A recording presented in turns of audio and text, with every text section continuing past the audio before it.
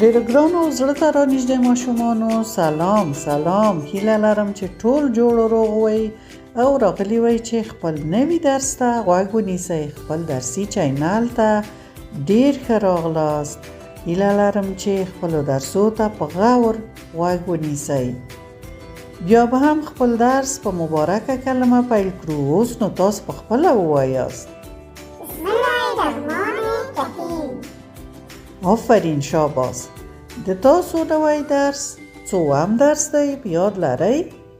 15 درس. 15 د یو سره 15 په پښتو کې داسې لیکل کیږي او په انګلیسي کې داسې لیکل کیږي. دا هم زده کړئ چې کارخانګي درکوم. د نن ورځې درس نون د الف سره چې راشي داسې لیکل کیږي او نا تلفظ کیږي. دغه ښي لاس ته چې ګورئ مکمل نون دی او دلته په منځ کې چې ګورئ د نون څوکه غوڅه شوې. د څه دپاره غوڅه شوې؟ پرې شوې ده یا غوڅه شوې چې الف ورسره راشي. نون الف نا. کیڼ لاس ته وګورئ، نون د الف سره راغلی او نا تلفظ کیږي. نا لکه نا د ناک په کلمه کې.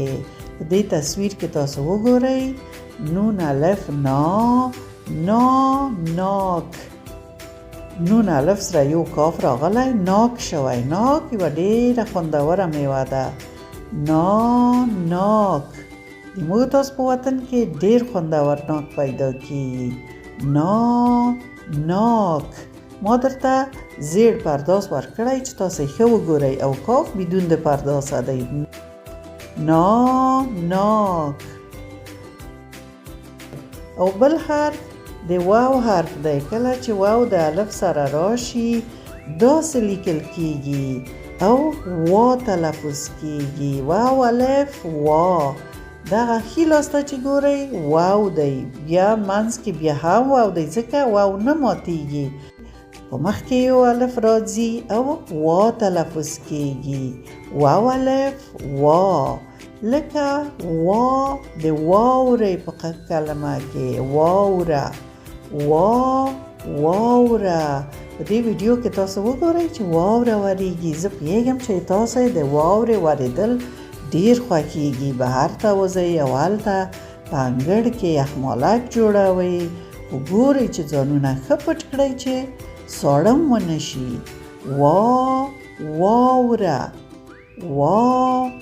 واوره.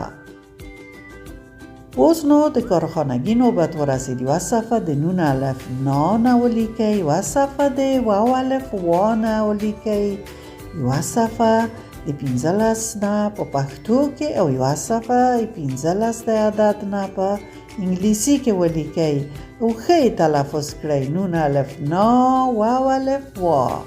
که خپل چینل مو نوی سبسکرایب کړئ سبسکرایب یې کړئ چې ټول درسونه ووینئ. نور نو وخت مو پوره شه. د خدای پامان.